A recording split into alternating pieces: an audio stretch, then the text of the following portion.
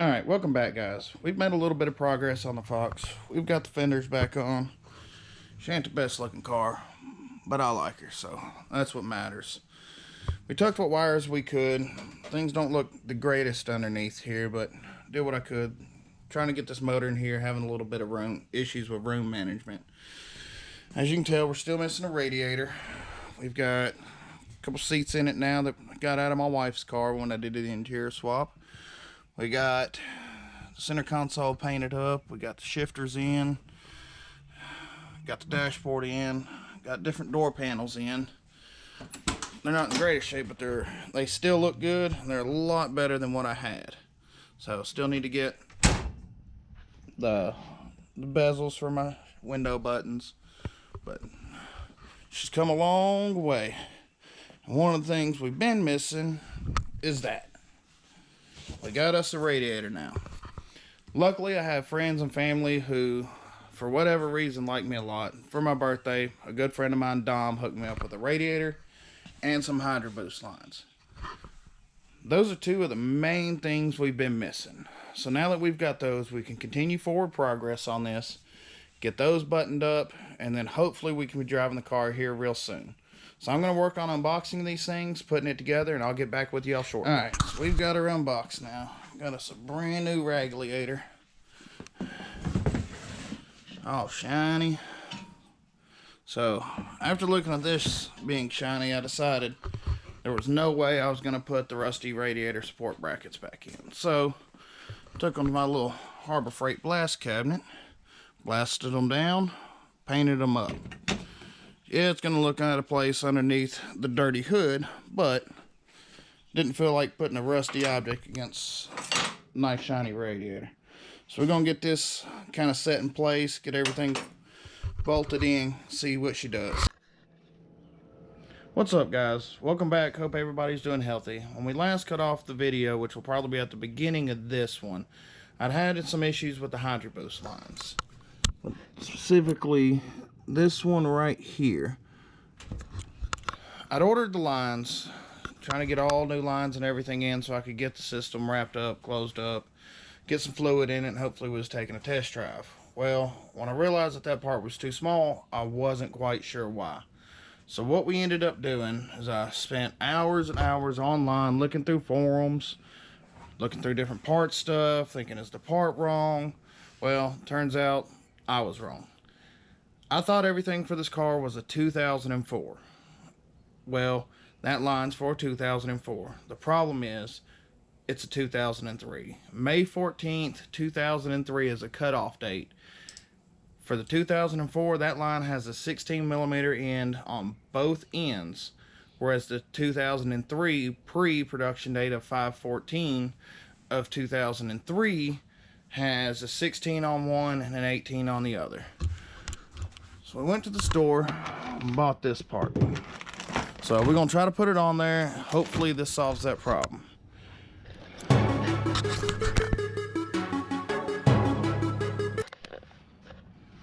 Alright guys, to make my life easier, we've got this lower line here.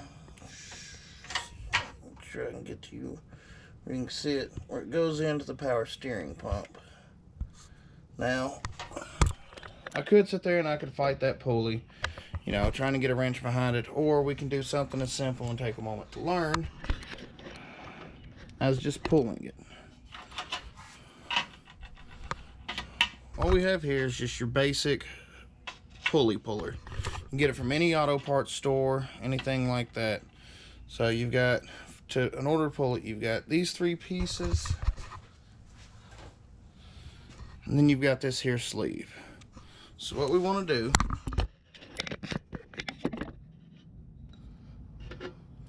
is basically, you got a bigger side, a smaller side. And take that smaller side, and it's going to clamp over the pulley like so. Then this sleeve slides over to hold it from separating out. And then in the middle of all of it, you've got this. So when you get it all put together, put your smaller side towards your pulley, wider side on top. So I need to back this out.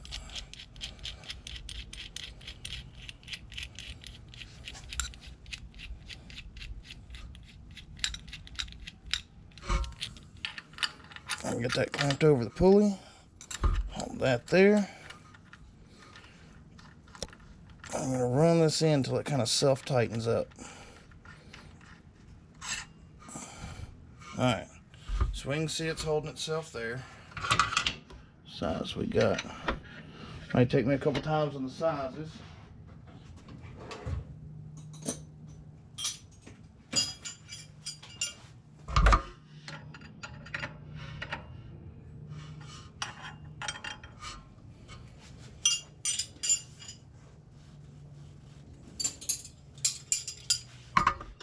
That's why I work on stuff so close to my toolbox.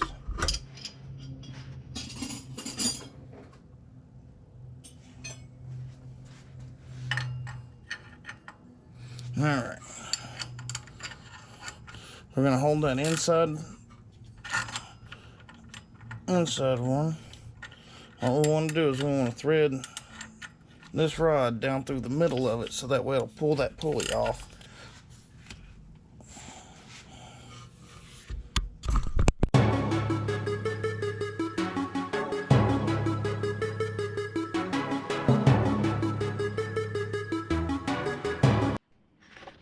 Just like that, there we have it. Pieces. See, and that sits up in front of it. Just grabs a hold of it, drives to the center, pushes it off. So let's get that other line off and let's see, hopefully this line works.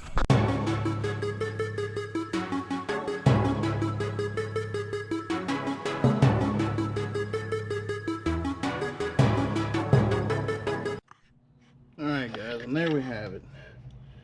You can see the lines are pretty similar. Biggest difference is this end of the line.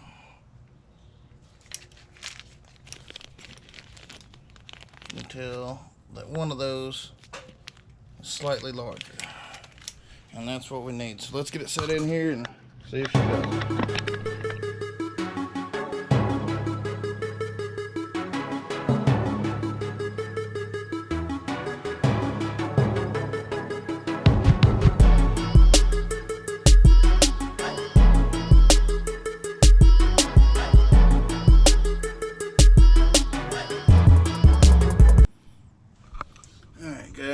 As you can see, we've got that line bolted up, and finally we're bolted up here.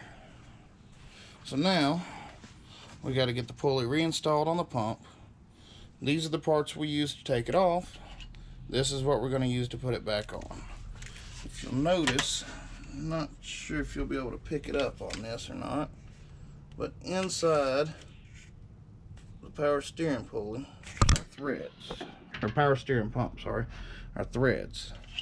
And this is going to go in and thread in and hold, and then we're going to run this part down. And that's going to make sure everything stays flush. Start out putting that on. Then we'll get that threaded in there.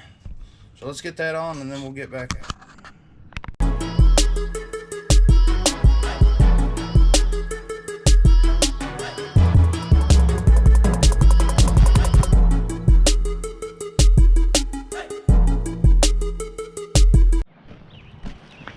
Welcome back guys. It's been a couple days since I last recorded. This video is going to probably have about 4 or 5 different days chopped into it, but here we are. Finally, it has quit raining. We got our hydroboost issues taken care of.